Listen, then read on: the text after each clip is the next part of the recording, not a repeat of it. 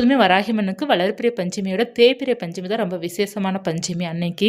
இருந்தாலும் நம்ம வளர்பிறை பஞ்சமி எதற்காக நம்ம சிறப்பாக கொண்டாடுறோம் அப்படின்னா, நமக்கு வளரும் பிறை நம்ம வாழ்க்கையில் பார்த்தீங்கன்னா கடன் தொல்லை மட்டும் கிடையாது. நம்ம வாழ்க்கையில் நம்ம இன்னமும் முன்னேறணும். அதற்காக நம்ம வளர்பிறை பஞ்சமியெல்லாம் வழிபாடு செய்வது ரொம்ப நல்லாயிருக்கும்.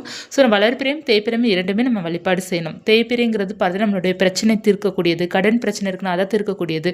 குடும்பத்தில் ஏதேனும் பிரச்சனை இருக்குது, இந்த செய்வின பிரச்சனை இருக்குது, ஏவல் பிரச்சனைலாம் இருக்குது, அப்படி இருப்பவரெல்லாம் இந்த தேய்பிறை பஞ்சமி நீங்கள் விடாமல் வழிபாடு செய்யும்போது வராகியம்மனோட அருளோடு உங்கள் வாழ்க்கை வந்து ரொம்ப நல்லாயிருக்கும்.